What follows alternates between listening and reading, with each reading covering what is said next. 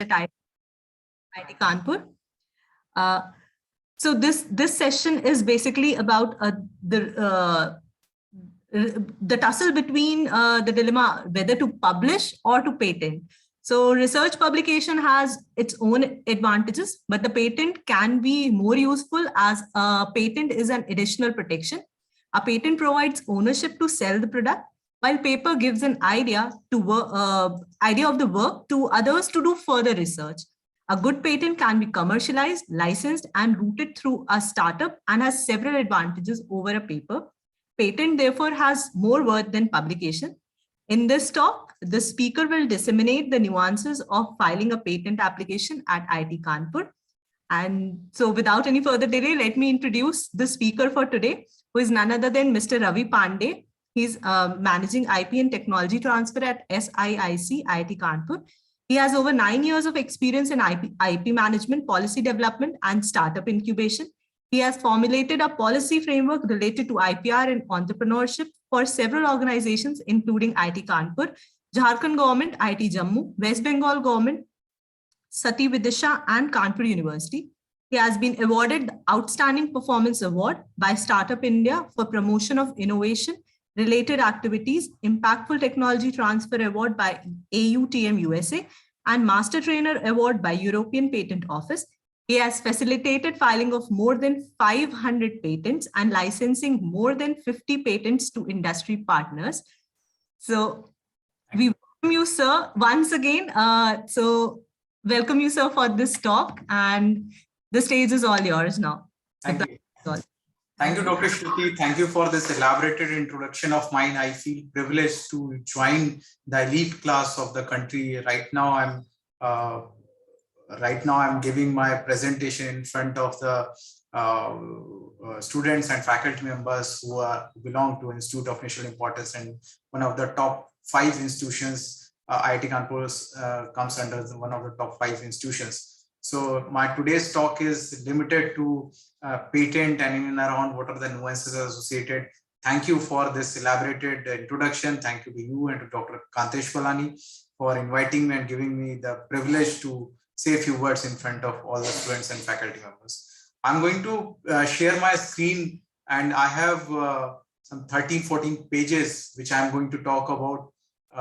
What are the precautions one must take before filing of a patent application? What are the associated things? For example, whether can I file a patent application for a software or not?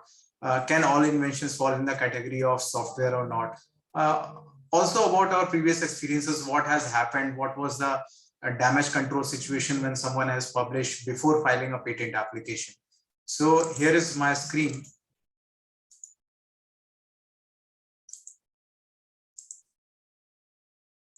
So before starting my presentation, I have a request to all the participants. Our web page is iitk.ac.in/IPR. The tech transfer team really does a lot of hard work in disseminating the technology which has been developed at the institute and has been protected through IPR. We have a mandate. We work with an objective of translating our technologies which have been developed at the institute. So we have social media accounts as well. We are present on Twitter, Facebook, and LinkedIn. On recurring basis, we do update the latest technologies, latest patent applications that are getting filed. So please do follow. And in order to file a patent application, the disclosure form is available on this link, iitk.ac.in/IPR. So I'm going to talk very first about what is patent, what is a tenure, what is patentable, what is not. So all the participants must have heard about this term patent. So patent is nothing but a product and a process having a term of 20 years. The minimum requisites for having a patent is novelty, inventiveness, and industrial applicability. In order to come to a situation, what makes an IP professional say this is not patentable? So we have a legislation in place which talks about what is patentable, what is not. The legislation name is Indian Patent Act 1970. It has a section 3, which talks about what are not inventions and what is not patentable. So anything which is not falling under this domain is patentable. So how do I ascertain that it is a patentable subject matter or not? Anything which is working on the contrary to human morality and human race is not patentable. If you are trying to develop any technology which is in the national interest or a defense related technology, then also it is not patentable. Conglomeration of existing inventions working independently is also not patentable. If you are trying to develop an invention which is merely an agricultural process of agriculture or a process of medication or a therapy, that is also again not patentable. So rest of the things are patentable. If someone is mere doing a conglomeration or combination of few of the existing invention, that is also not patentable. So what is patentable? Except all these section 3, whatever is not getting covered here is patentable. So the simple terminology, the moment a disclosure form comes to us, we try to find out whether it is patentable or not. Upon getting certain that yes, it is patentable, we go ahead and do a prior art search. How we do it? Do the prior art search? We have written it elaborately in the upcoming slides, and we do have a very small exercise or a workshop for the participants as well. How you can search all by yourself whether your patent is new or not, I mean novel or not, whether you do it all by yourself on your laptop or on your mobile phone or not. So we have a small exercise for that as well. Again, the question comes, why file patent first? Okay, so because the legislation says so. The Indian Patent Act section 29 to section 34 clearly talks about why not to publish before the filing of a patent application. If you publish a invention in a journal or any other place in public domain, then it becomes anticipated. So your own publication or public disclosure becomes a prior art for your invention. So upon examination, what examiner would do, he would try and find out and say, yes, this is falling under prior art, and your own invention becomes a prior art for your patent application. So it is always advisable, never publish your invention before the filing of a patent application. In case if it is very urgently required that you are already aware within next 15 days, my invention is going to come out as a publication in research journal. So our advice is to go ahead and file a provisional patent application. A provisional draft is devoid of any claim part of the invention. You can file it in less than 7 days of time.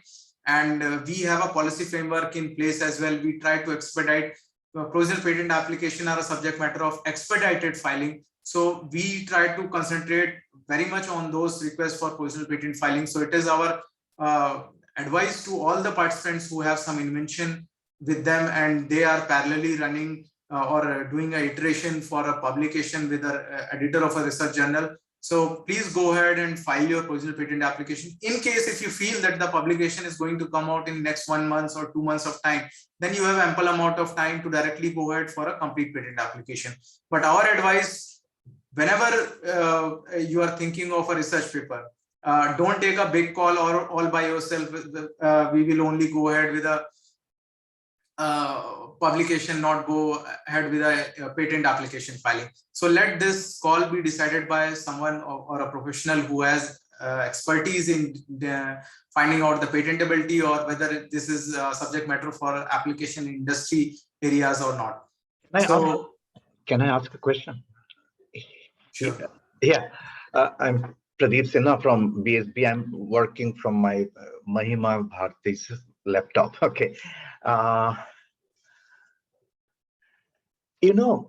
I have a question. Submission of a paper and then its acceptance is about 3 months, 6 months in the best case scenario, right? And it may take even longer. When we will call it a disclosure, even the submission of the paper, which is under review by expert, it becomes a disclosure, then we should not even submit the paper. Actually, real publication. So should we go first, file the patent provisional, and then only post the paper for review? Okay. I get your answer, sir. Can I answer now? Yeah, please. Sure, sir. So what you're saying is communicating the research work to a journal. So communicating a research work to a journal is not considered a disclosure or a public disclosure. Public disclosure is a relevant term. So I have a very small one-page presentation where I'm going to talk about all these nuances. Whether communicating a research paper is a public disclosure, the answer is no. You can go ahead, because whenever you communicate the paper, it doesn't comes in the public domain until unless it goes for a publication. There are other associated things. For example, a lot of people or researchers have made it in practice that they are uploading the research work on archive websites. Right.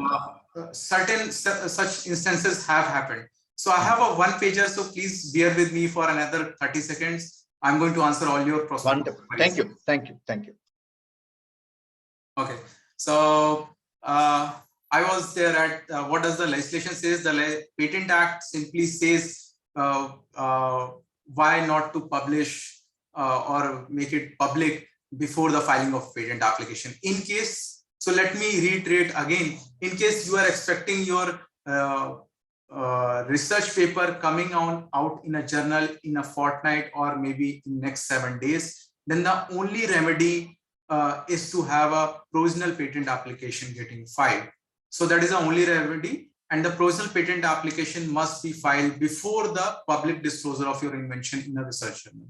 So that is my answer. So now coming back to Dr. Pradeep Sinha's answer, I have a presentation where I'm going to talk about some very erroneous, very damage control situation that we experienced in past 10 years.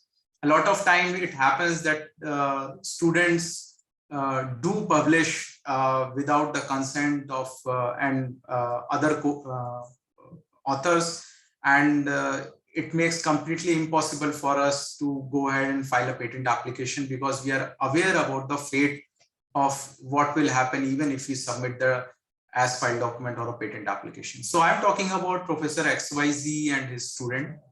What they did, they were parallelly doing two things. One, they were preparing the disclosure form, and they were also parallelly communicating the research work that they have done to some American journal.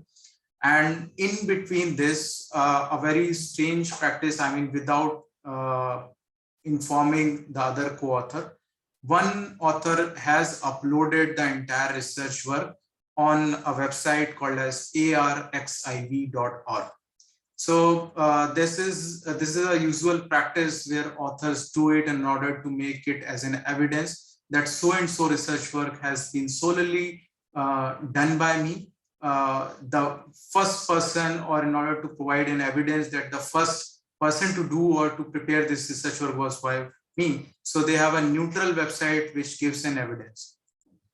But the drawback was that this archive center is quite public in nature. So even if you try to remove the content, this website or the archiving center keeps it in their archive access as well.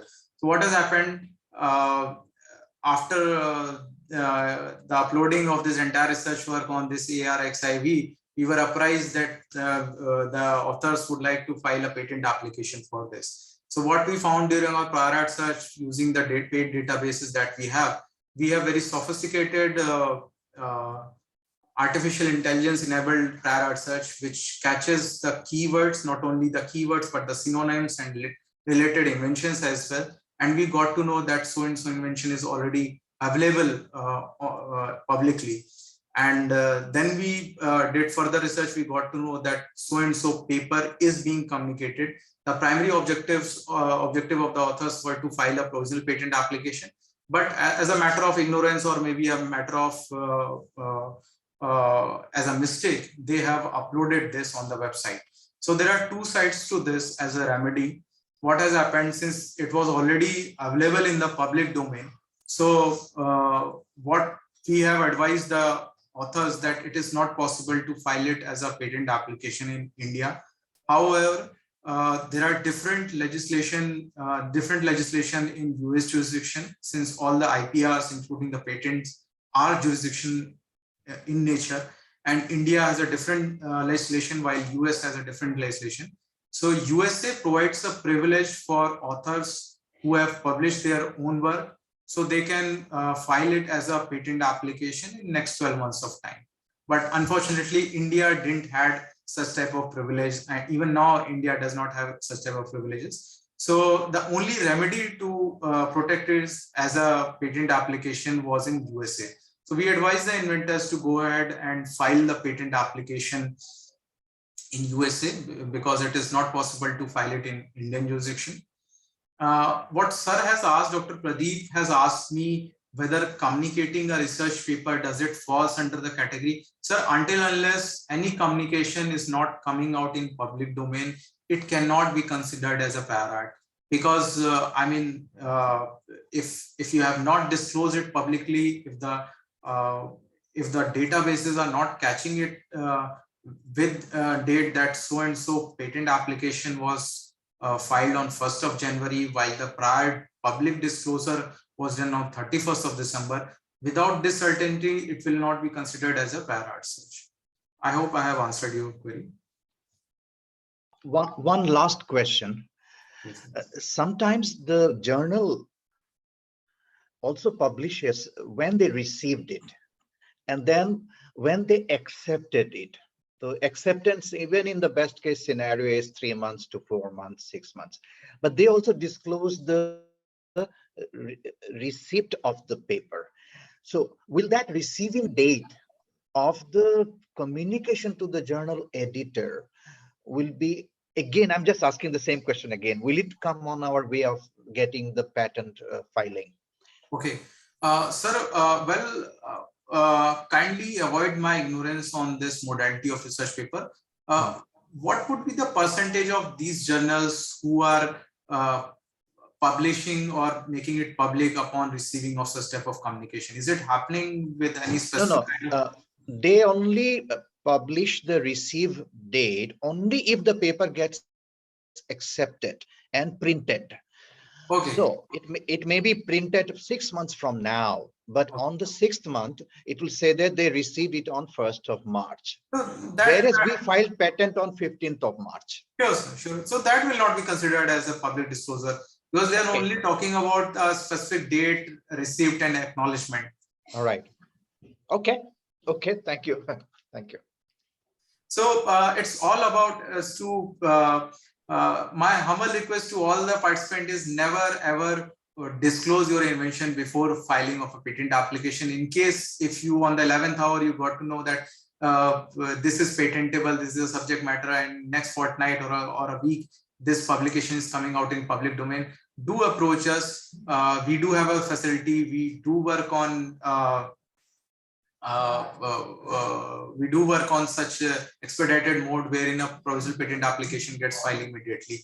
The only concern we have whenever an inventor files a provisional patent application, please only disclose that much content equal to the in equal quantity. Whatever you have disclosed in research paper, only disclose that much in your provisional patent application. So that is our main objective. If you are for example, if you are disclosing lesser in your provisional patent application and disclosing much more in your research paper, then what will happen? The content that has not been protected in your provisional patent application, that will not be covered. So it is always advisable to think in a broader perspective. Whenever you write, please write it in a broader perspective.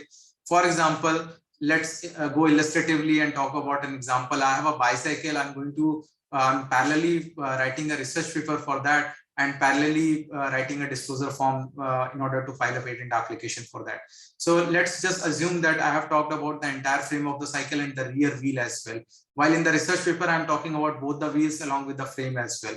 So what will happen eventually? I will get protection over the frame and the rear wheel, but I will not get the protection for the front wheel, because what I have done, I have filed the provisional patent application for the frame and the rear wheel, while the entire bicycle was disclosed in the research paper, which published even after the submission of provisional patent application. So it is always advisable to, whenever you are writing, please write in a broader perspective and with the elaborated details of your invention.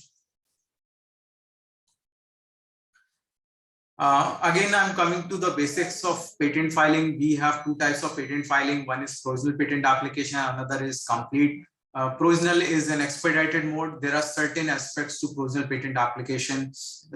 One of the very important perspective of provisional patent application is a provisional patent application never gets published. For example, let's just assume I'm working on some 5G network technology, and I'm assuming that this is a half-cooked research. My entire research work has not been done. I'm awaiting more experimental details. I'm awaiting more data from this research work. So what should be done? We should immediately file a provisional patent application. And we do have a deadline of 12 months, which can be extended for another 6 months. Overall, 18 months is the time for filing a complete patent application or a complete after provisional patent application. But in case I feel this 12 months or entire 18 months is not sufficient, then what I would do, I would abandon the existing already filed provisional patent application, and this provisional patent application would never come out in the public domain or never get published in the research in the patent journal. So it is always advisable we in layman language or in IP professionals world, we call it as a patent of cognate or a cognate patent application, where an inventor is not certain about how much time would it take in the upcoming research work or in the upcoming data or in the experimental details. So in those circumstances, we always advise the researchers to go ahead and file a provisional patent application.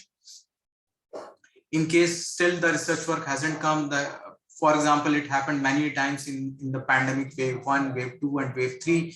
Those who have filed provisional patent applications in wave 1, they were expecting more and more experimental details in the next 12 months. But unfortunately, the students were not there in the laboratories. The faculty members were not able to access the laboratory.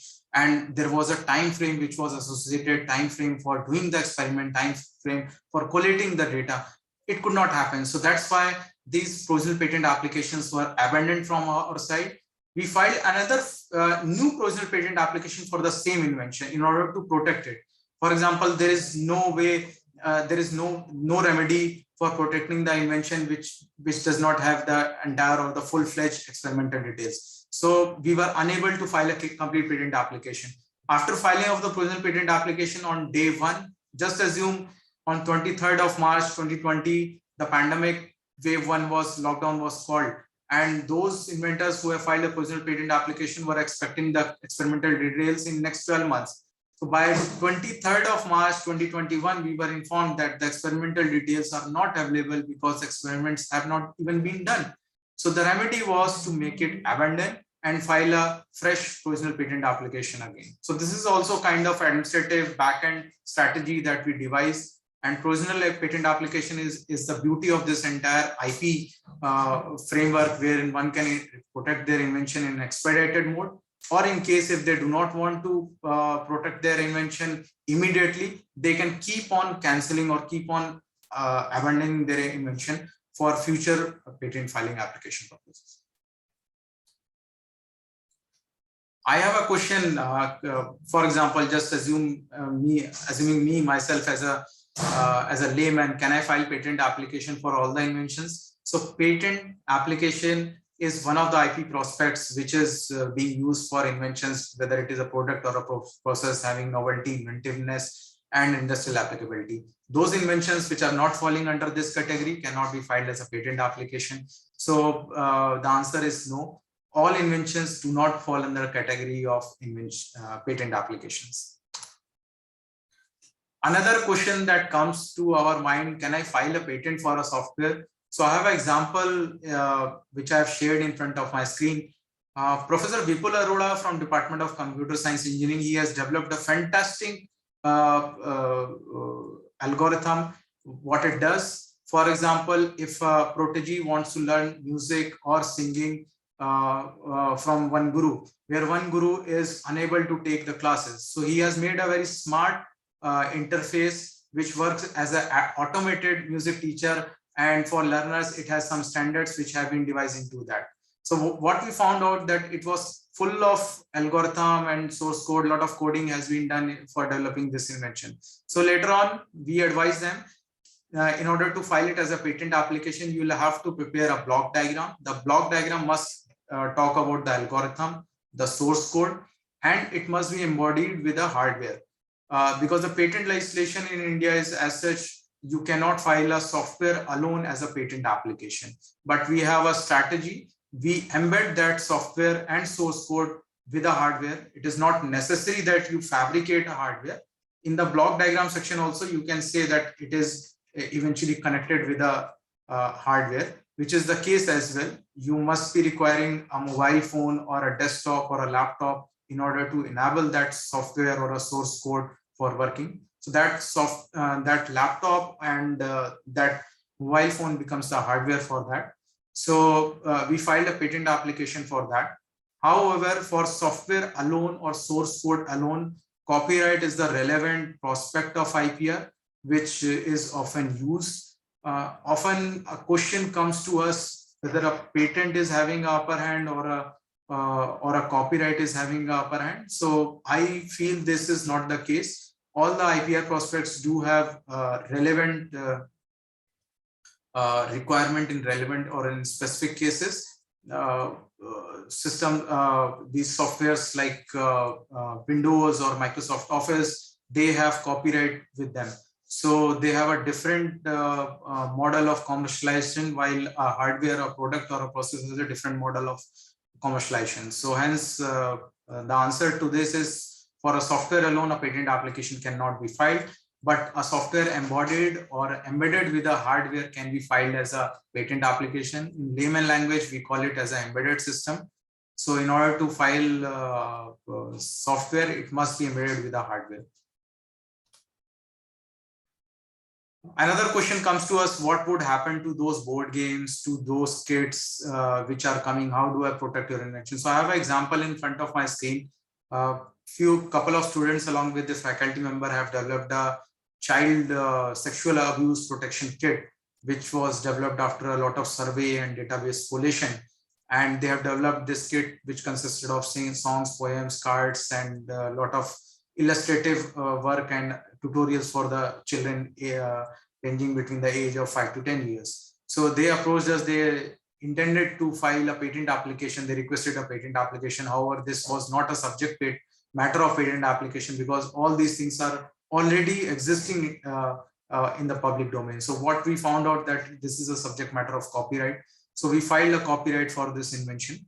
And for literary work, in order to understand what falls under a patent or what falls under a copyright. So patent is all about a product or a process which is novel, inventiveness, and having an industrial applicability, while a copyright is all about a literary work, having literary content into it. So all the music, song, software, source code, algorithm, they fall under the category of copyright. Even these board games and these such type of kits, they also fall under the category of copyright.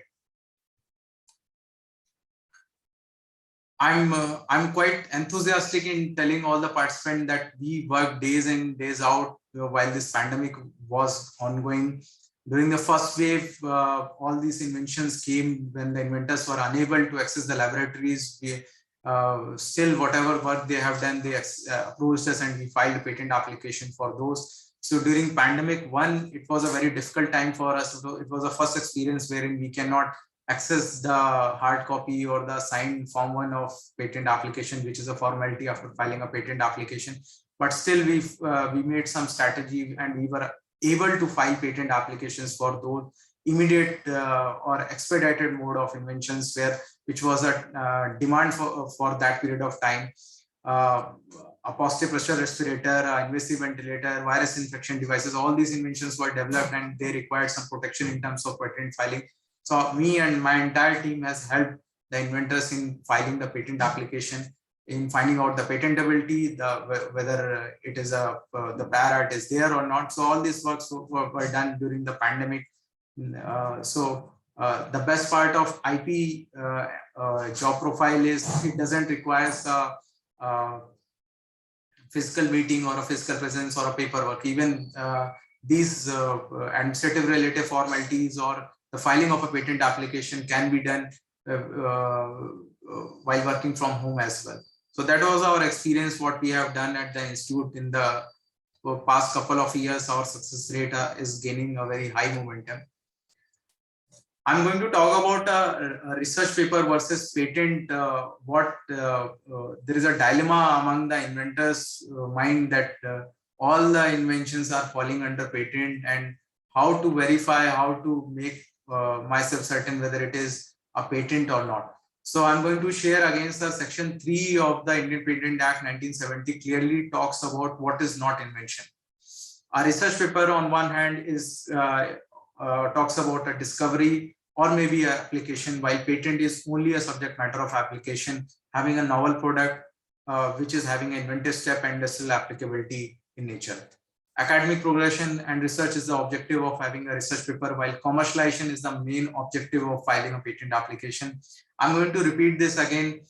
Mere filing of a patent application or grant of a patent application is not an accomplishment, while dissemination of technology to industry partner for the benefit of public and revenue outcome out of a technology, that is a main accomplishment out of a patent application. So what is not patentable? Any invention which is challenging natural laws, scientific laws. For example, an inventor says, I have a perpetual motion machine. So if I go to basics of science, energy can only be transformed from one form of energy to another, while perpetual motion is completely contrary to the scientific laws which have been established. So any invention which is defined the existing natural laws or existing scientific laws cannot be filed as a patent application.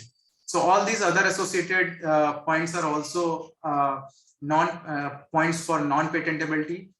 Mere enhancement of known efficacy of a process, machine, mere admixture, arrangement, rearrangement, mathematical or business model or computer program. Again, I have mentioned this thing earlier that these mathematical, business method, computer program are a subject matter of copyright, not patent application. Duplication of properties of traditional components, however, these fall under the category of traditional knowledge.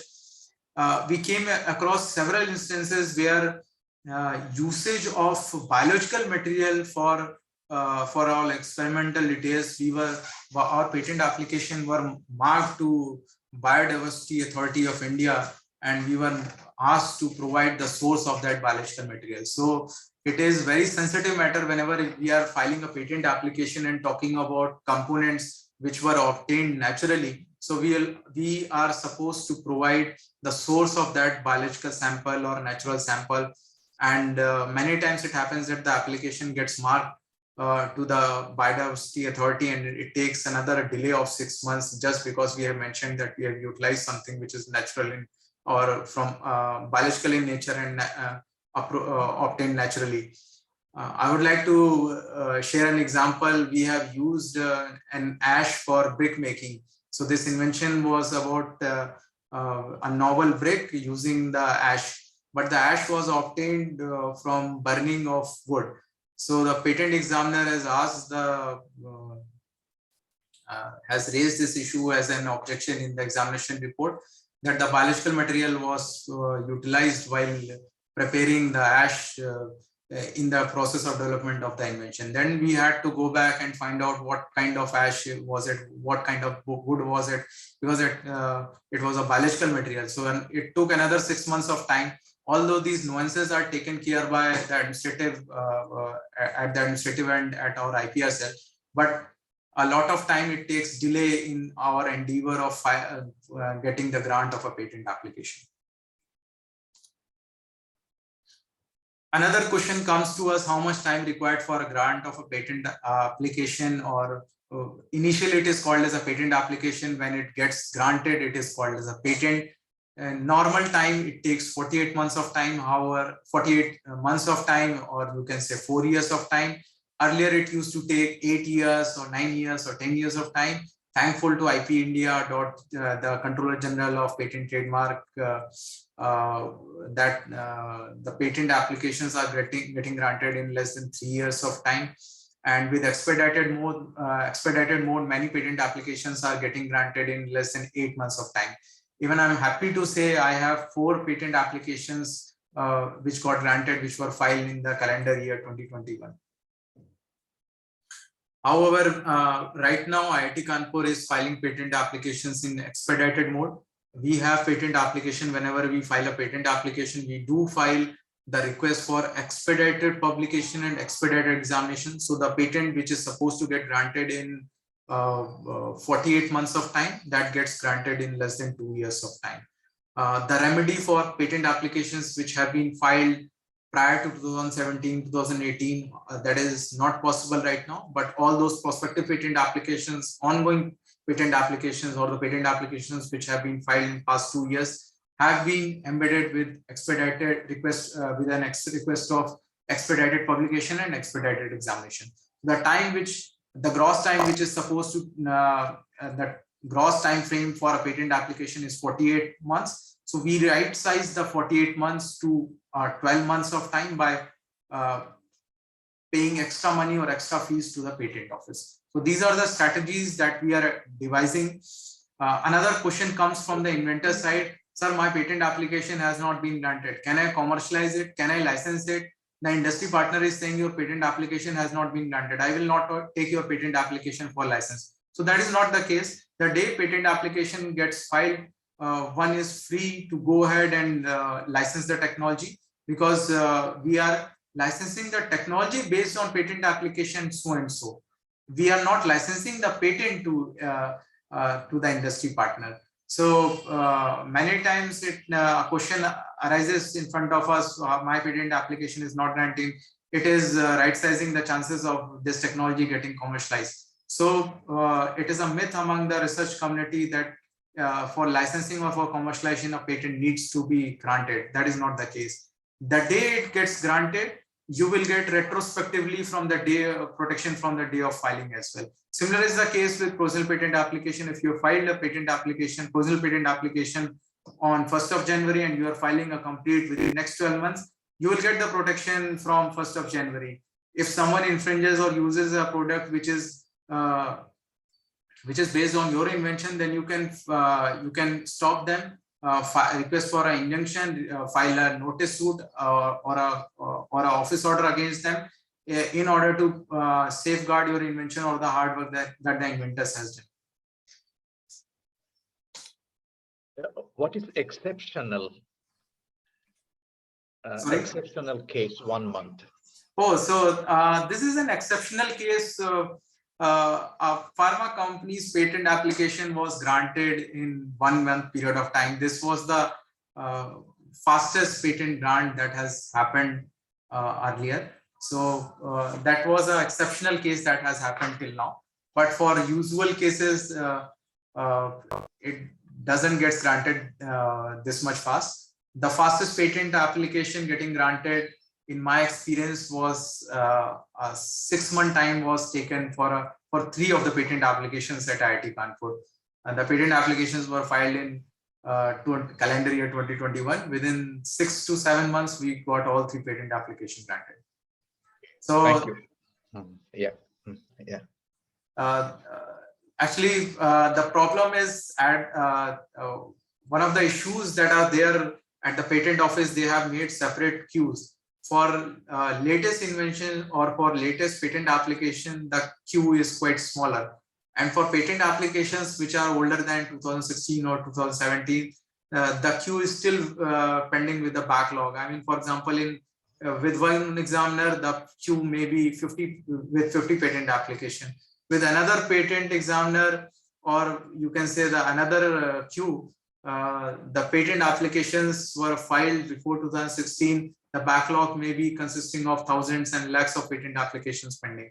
So that is the case. However, for the new patent applications, the patent grant rate or the time in which the patent gets granted is quite faster.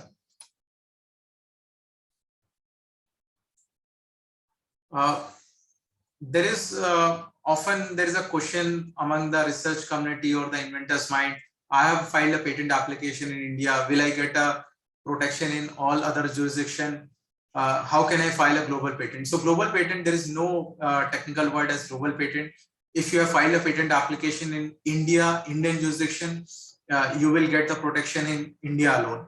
If you would like to file a patent application in other jurisdictions, say for example, Japan, China, USA, then you'll have to separately file a patent application within a period of 12 months. You have filed an Indian patent application on 1st of January, you'll have to file all foreign patent applications within 12 months. If you feel that this 12 month is not sufficient, so there is a remedy to it.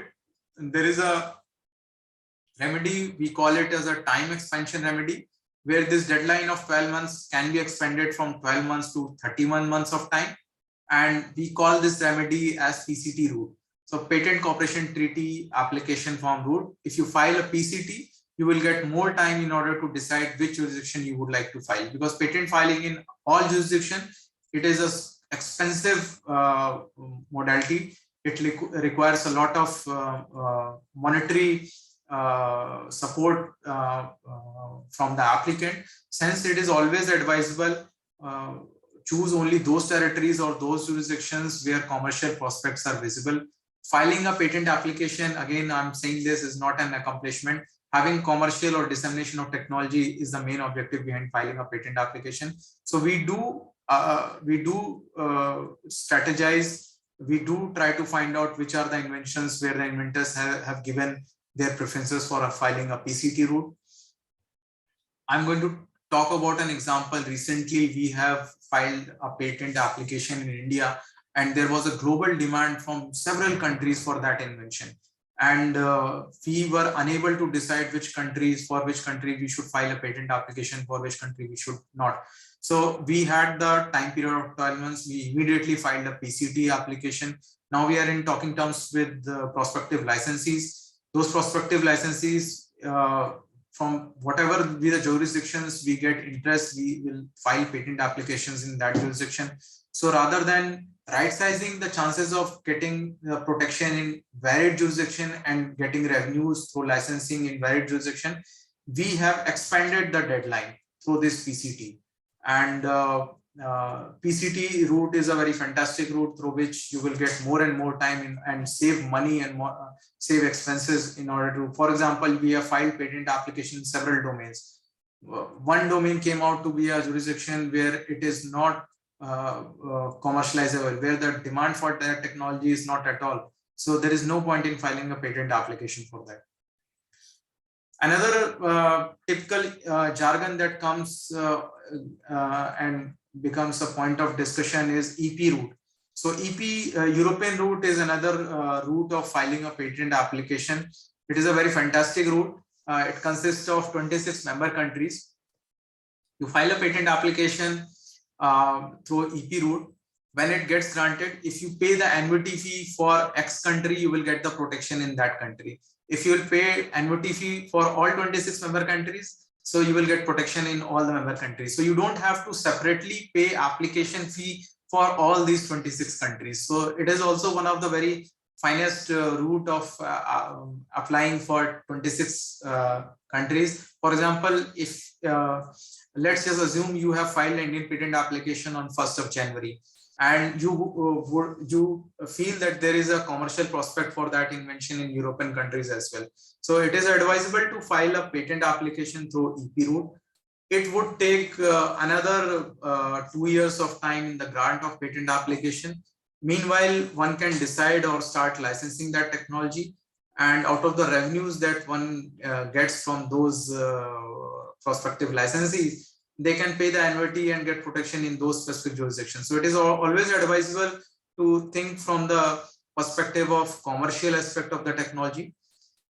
So EP route and PCT routes are always advisable rather than directly going ahead and filing national phase filings. Another question comes to us from our inventor side: how to search a patent application.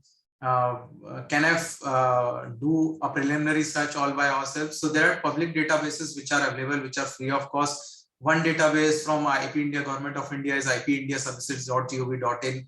Then patents.google.com, uspto.gov/patents is another. These are the freely available patent databases. One can use the keywords or in combination with synonyms. One can enter those keywords and try to find out if there are inventions already filed or patent or non-patent literature available in the public domain or not. These are the preliminary searches or a very baseline searches where inventors can do. However, professional searches, what IP professionals do, cannot be compared with these basic searches. We do have artificial intelligence enabled based prior art search databases, what they do. So in a very layman perspective, I would like to explain how we do the patent search. Whenever we get a disclosure form or an abstract which is of 1 page long, we try to convert that abstract into key features. Say a 500-word abstract has been given to us in order to find a prior art search for that invention. So we segregate the abstract into key features. Then out of those key features, we segregate and try to separate out the keywords. Then we combine, and in different combinations, we write those keywords maybe as a synonym or maybe a technical word, maybe a word which has come out of our secondary research. So combination of those words are being used in order to find out whether this invention is already available in the public domain or not. However, these AI-enabled based patent databases, what they have done, if you simply put the abstract in the database, they make keywords and key features for you. So the work that used to take 2 days of time manually earlier for us, that has been resolved now. A lot of time saving is being done using these paid databases that are available in the market. However, an IP professional works still cannot be supplemented or cannot be replaced with these databases alone. So the work which used to take 4 days or 5 days of time, that gets done within 3 days of time. So that is the beauty of these AI-based enabled. We have one database called as Excel Pad. So it does. Then after getting all the results, we'll have to compare the abstract with the abstract that has been abstract of those listed patent applications that are coming as a result of the prior art search. Then we'll have to study and compare whether so-and-so submitted disclosure form is overlapping the invention which has been submitted to us for patent filing. So it is a tedious job. It takes a lot of study. Generally, a prior art search report is 200 to 250 pages long. It takes a lot of study in comparing the research work which has been submitted to us by the inventors. That is the entire framework how we do it. Inventors can go ahead and do a preliminary search. I have a small presentation. I request all the inventors, all the participants, whenever they go home, they can do this way and try to find out whether their inventions are already existing in the public domain or not. You can simply write an abstract about the invention. Maybe it is a product, maybe it is a process. You can segregate the key features. For example, if it is a 1 sentence long key feature, you simply write it KF1, KF2, KF3 till KFN. And after writing the keywords, try to find out what are the key features, try to find out what are the keywords associated with out of that abstract. Out of those keywords, try to find out what are the synonyms, what are the technical words associated in that domain. Try to use and combine or try to pair in different combinations, and then paste these combination of keywords in the database. Try finding out the results. You may get some 50, 100, thousands of patent searches, but a patent search being done with the right keywords would always enable you in getting a relevant prior art search. So this activity can be done by the inventors at their end. However, whenever a disclosure form gets submitted at our IPR cell, we do a full-fledged prior art search for the invention. And that's how we get certain whether this invention is already available in the public domain or not. Patent first, publish later, that is one part of the invention. Patent application filing is done in order to protect your invention from utilizing it commercially by someone else. But there is one very important factor that is missing out in this entire domain. Whenever an invention is being done, time is the very important key parameter that needs to be kept in mind. In order to assess that scale, for example, for weighing a person's weight, there are several units like kilogram, pound is there. For taking the height of a person, inch, centimeter, and feet is there. But at what scale a technology is, so there is a scale called as TRL scale. I often talk about this. This is a very pertinent scale which the inventors always keep it in their mind. It was invented by NASA, an American space agency, in 70s. And they had a lot of components which were assembled, which were coming from different units or different domains. So how do the final headquarter get to know who is doing what and what level they are? So they devised this TRL scale. There are different models of TRL. European model is there, BIRAC model. Aerospace engineering has a different model. So what you see in front of my screen, TRL4, the same TRL4 become TRL3 when we go in the aerospace engineering.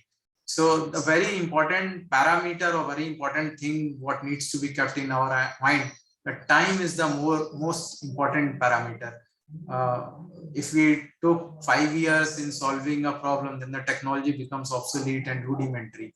So filing patent application alone would not provide desired results in the commercialization or licensing of the technology. We do interact with industry partners on daily basis. Any technology which compared, I'm not talking about the life science based technologies, but for fabrication engineering based technologies, if it took more than 3 years of time from reaching TRL1 to TRL6, then the inventors are compromising on the aspect of this technology getting commercialized. Most of our average that we have seen, the technologies which are getting licensed or seeing the fate of a product, the TRL1 to TRL9, this entire journey is done within a maximum period of 4 years. So this is the average that we have seen in our earlier experiences. So patent application alone would not provide the privilege of getting it licensed and commercialized. TRL level, a scale keeping, or you can say scale marking, is always necessary. This TRL must be observed from day one of conceptualization of idea. Now it's time for some accomplishment sharing. I'm feeling privileged to say that in the last calendar year, we have filed 107 patent applications. We have exceptional technology licensing rate. So if we are filing 107 patent application, 14 are getting licensed and going to industry partners. So that is an accomplishment that we feel privileged that we have done this much amount of hard work. Till now, more than 850 IPRs have been filed till date. And that is all from my side. If the participants have any question, they can ask me directly. I'll be happy to answer those queries. I have again a question. This. What is expedited? How much do you pay for expedited review patent examination? Okay. So, sir, for expedited examination till last month, because the government has subsidized the patent application fee for educational institute. Earlier, there was a separate segment for educational institute. We were falling under the category of large entities. Now we have been shifted from the large entity section to a startup category. So earlier it used to cost around 66,000 rupees per patent application. Now the same thing is costing 12,500 for the expedited examination. All right. Okay. And how much a PCT will cost? How much an EP will cost? Okay. So PCT application costs somewhere around 1.25 to 1.5 lakh rupees. And EP would cost somewhere around 3.5 to 4 lakh rupees. I see. When does IIT decides to cover this expenditure? So this decision is not alone decision by the institute. So inventor say is always primary. It is an unsaid rule at the institute that the inventors say is always kept as primary. So inventors' preferences are always kept on record, be it the disclosure form, be at different stages. We always try to find out with the inventors, what are your preferences in filing a PCT application? What are your preferences in filing a foreign patent application? So for filing a PCT application, the inventors have to mention this thing in the column of PCT in the disclosure form. There is a yes or a no choice. In case if the inventors are willing to file a PCT application, they are expected, as per the IPR policy, they are expected to bear the expenses of PCT application filing from their project funds. Similar is the case with the foreign patent application filing as well. The deadline to take a call or to advise us is within 12 months only, because that is the same deadline with patent office as well. So if you file a patent application and you change your plan and come back to us in the 10th month, then if the deadline allows us, we can go ahead and file a PCT or a foreign patent application. Our lawyers are all fixed. IIT Kanpur's patent filing lawyers. Earlier, it used to be going via BIRAC also. That was not BIRAC. Yeah, was it? BCIL, Biotech Consortium India. BCIL. Huh? Now, are we going through them anymore? So we have 4 impaneled patent attorneys with us, sir.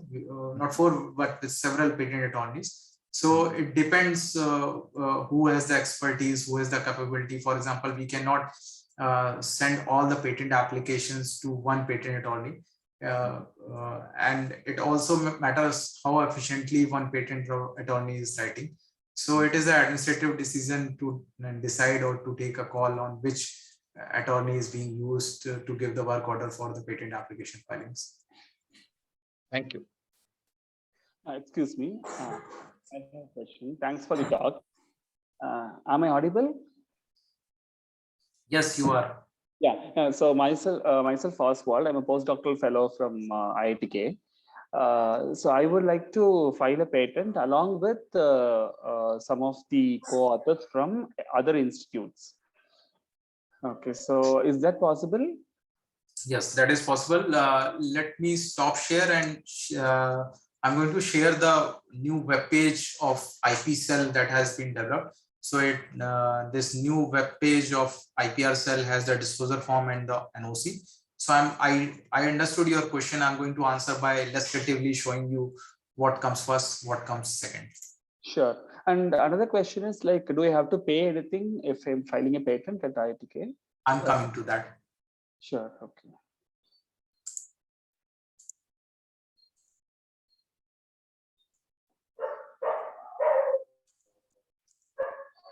Can you see my screen? Yes, yes. So this is a new website, iitk.ac.in/IPR. You can simply go to download section. You can click this form, IPDF disclosure form. You can open this form and fill it completely and submit the same via email to me. This is a process number 1 for filing any patent application at IIT Kanpur, be it a complete patent application, be it a provisional patent application, even for PCT and foreign patent application. That is the usual process for submitting a disclosure form. Now coming to your question, you have an invention, you have inventors from other institutions. How do I proceed ahead? In order to do that, there are several steps to that. For example, IIT Kanpur becomes a sole applicant. When I say applicant, applicant simply means the owner of the patent application. In that case, IIT Kanpur would alone take care of the expenses of the patent application filing, and all the inventors' name would be there. In that case, NOC has to be provided from those inventors who are working in other organizations. Let us assume there is a patent application where 2 inventors are from IIT Kanpur, 2 inventors are from IIT Delhi. We ask the inventors to kindly get the NOC from those inventors who are working at IIT Delhi, and they state in the NOC that IIT Delhi has no objection in filing of this patent application with IIT Kanpur as a sole applicant. This is circumstances number 1, situation number 1. Okay. Now, So in the NOC, should maybe the director or somebody has to? Yes, the administrative authority, whosoever is the head of the institution, he may or she may. sign that. The format is already available in the website. You can download it and get it signed by administrative head of those institutions where those co-inventors are working. Sure. Now I'm talking about the situation number 2. In the situation number 2, let's assume there is no formal MOU or agreement has been signed between IIT Kanpur and IIT Delhi. When I say IIT Delhi, you may assume it any other organization. So both the institute inventors have worked collaboratively. They have developed an invention which is devoid of any background agreement in place. In that case, a joint patent application can be filed. All the inventors' name will be there. The expenses over IP filing shall be equally borne by both the organization. In that case, NOC would not be required. This is situation number 2. Okay. Fine. And in the first situation that you mentioned, so we need not pay anything, but IITK will take care of that, right? Yes. For Indian patent application, the inventors are not supposed to pay any. So even myself as well as the inventors from IITK, IIT Delhi, right? Both. In case IIT Kanpur is becoming a sole applicant, the owner of patent application, then the inventors from IIT Delhi do not have to pay anything. If it is a US patent applicant, or in that case. So actually, US patent application is a foreign patent application, and we only file or promote inventors in filing those applications when there are commercial prospects visible. For example, if there is a query from a prospective licensee for the licensing of that technology, in that cases, we always advise the inventors, please go ahead and file it. But due to funds, I mean, there is a budgetary constraint associated with that, and we are already filing more than 100 patent applications a year. So we request for a monetary support from the Inventors Project Fund. So upon getting support from the Inventors Projects, we do file the patent application in foreign jurisdictions as well. Okay, so this applies for any country other than India, right? Other than India, yes. Yeah, thank you very much. Thanks a lot.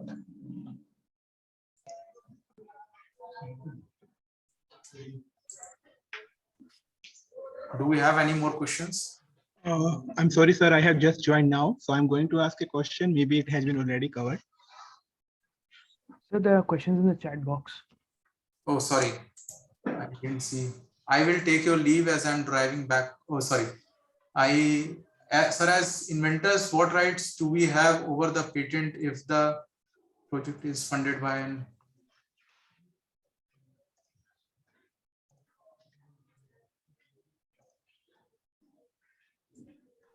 Okay, there are a lot of questions embedded in this single question by Akhil Kota. Okay, I will answer these questions one by one. As inventor, what rights do we have over the patent if the project is funded by an organization or an individual person? So this is a different, there are two questions embodied into this. First, as an inventor, what right do you have when a patent application gets filed at IIT Kanpur? So as I mentioned earlier, the patent application, the applicant rights are with the institute, because as per the IPR policy, just assume that you are sitting on a chair wherein you can say this chair belongs to me, I am the person who's sitting regularly on this, but whose property it is? The property belongs to the institute. Similar is the case where if a patent application or any other IPR is being filed, the IPR gets owned by the institute. The inventors do get the right, because it is a natural, if they have developed an invention, they will their names will always be there in the application form as well as in the grant of the patent application. So that is the answer. The administrative decisions pertaining to the licensing, whom to license, whom not to license, what are the terms and conditions for the licensing, what is the tenure of the licensing, whether this will be assigned or licensed to some entity, these decisions will be taken care by the applicant only, that is IIT Kanpur in that case. And these policy frameworks are quite common among all the academic institutions. Now let us come to your point where you are saying, what if a project is funded by an organization or an individual person?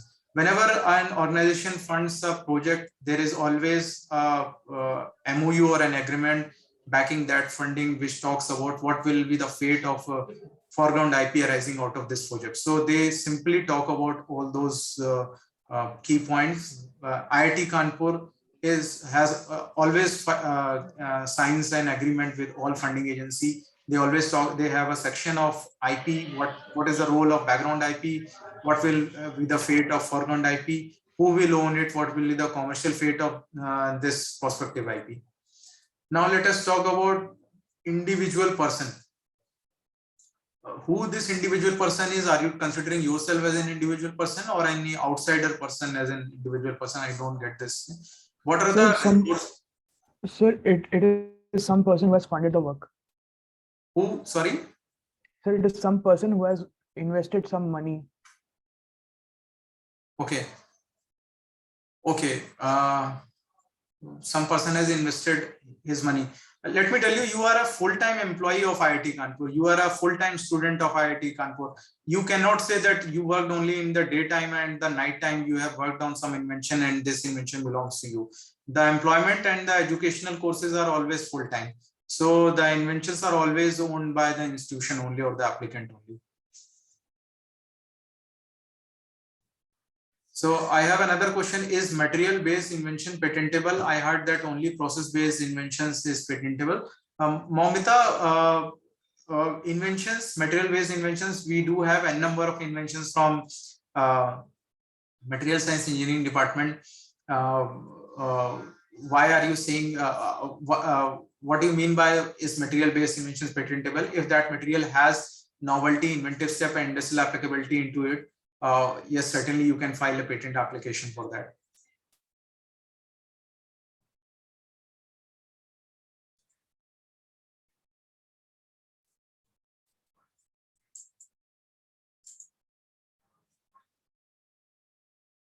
Do we have any more questions or are we done with the questions? So there's another question. And what are the resources that you use to regularly keep yourself updated with IP related news, information or disputes? So first of all, newspaper is a very good source. We get a lot of news on IP dispute from Times of India. We have different platforms. IP professionals do interact with each other on Facebook, on WhatsApp group. Different forums are there. We are often invited on different trainings. I'm accredited with from Association of University Technology Managers USA. I'm an RTTP. So there are a couple of trainings which are given by AUTM for managers who are working as an IP professional in university environment. So we do get updated by joining or participating in these workshops and these trainings. What ecosystem you see right now has been in West for a couple of decades earlier as well. So we do get a lot of information from AUTM, different forums. So you can note down this name, AUTM, Association of University Technology Managers. They often organize such type of programs about latest developments in IP and technology licensing.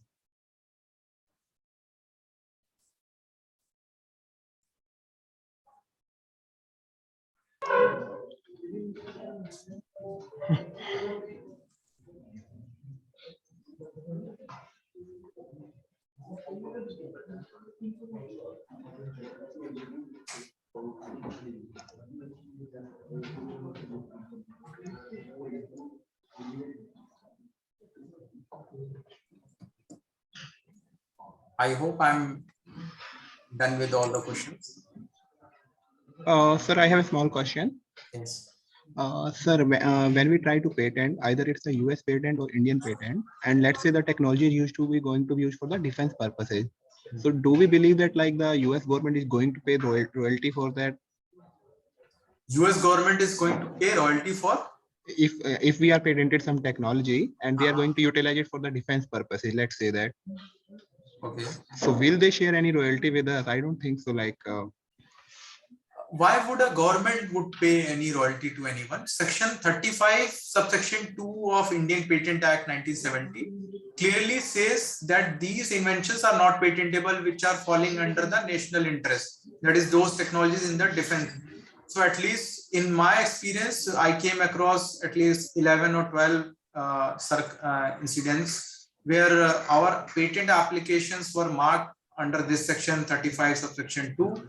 these patent applications were not published and they were directly marked to DRDO for getting opinion whether these technologies are falling in the national interest or not.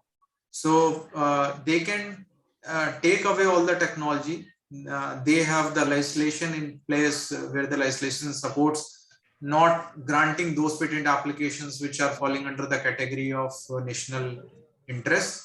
So, but I don't think they would pay any royalty. No government pays any royalty for such type of technologies which are falling under the national interest. However, in those circumstances where a compulsory license is being issued by the government without your permission, in those circumstances, a royalty can be given to you from other licenses where the license has been given by the government on behalf of you.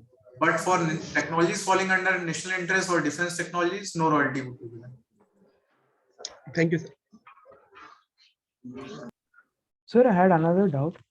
Sir, if IIT Kanpur licenses a technology to an industry partner, so what will be the split of royalty? How much will the institute get and how much will the inventor get?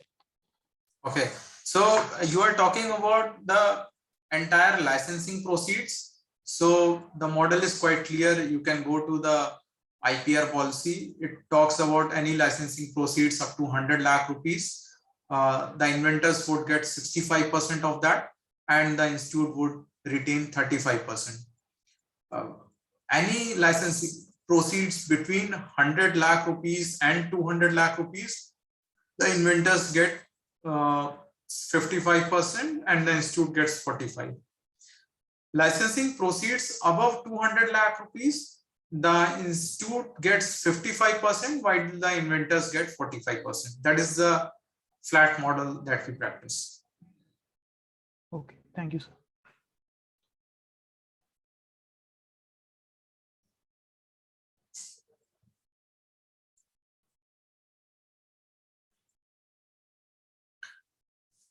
Do we have any more questions or shall we call it a day? Sir, how do we assure that if we are working on some kind of idea and let's say we are showing it during the presentations, then we are sure that, okay, this is not going to be copied or someone else will not work? So Manoj is asking, let me understand your question. You are trying to say if you have a novel idea, how are you going to present it? Is that your question?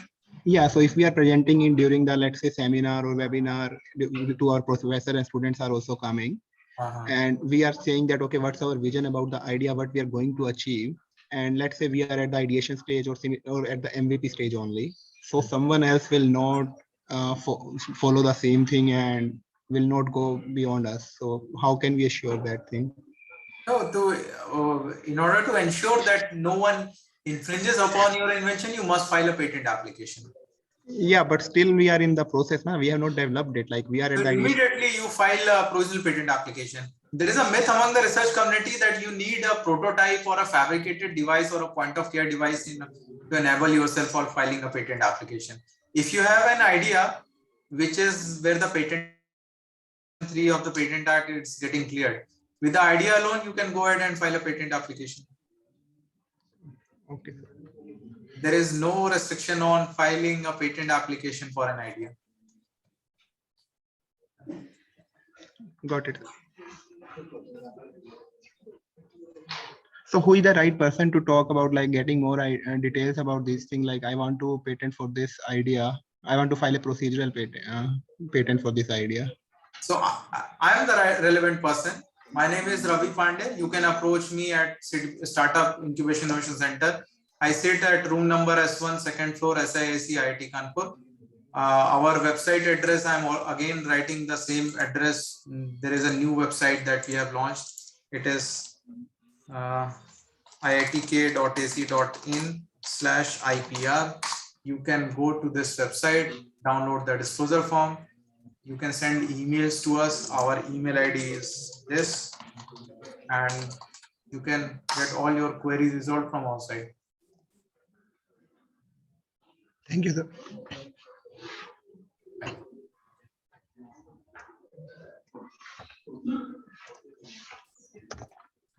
Are there any more questions?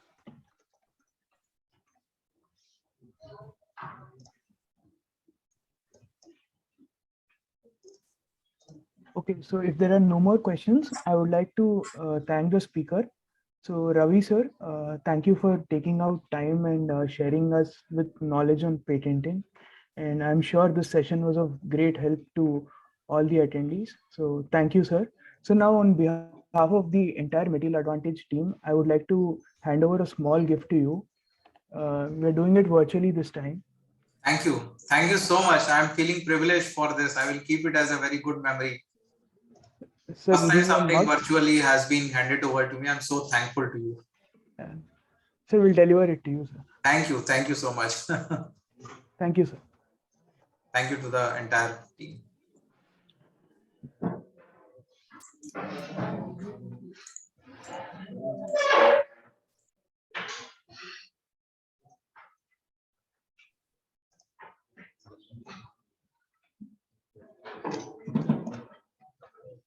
Thank you everyone for attending this event. So now I'll just end the meeting. Thank you. Hi, I have a small thing. Where can we get this recording session? Will it be get it on the mail? I think so. We'll let you know, Manoj. Okay. Are you a member of Material Advantage? No, I'm not member of that. I received this mail, but I have the another session at 5 o'clock. So I joined 10 minutes back only. Okay. All right, fine, Manoj. Manoj, you can send us your email. Okay. How do I send? Like, shall I write here only? Yeah, in the chat box only. Okay, I've been writing it.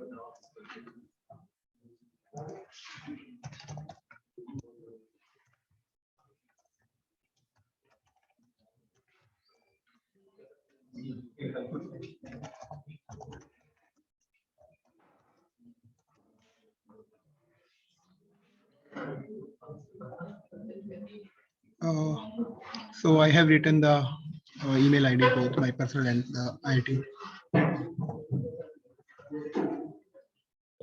Yes, we'll keep a track of the mail IDs and send you the link of the recordings. Okay, thanks a lot. So I'm ending the meeting here. Thank you all for joining.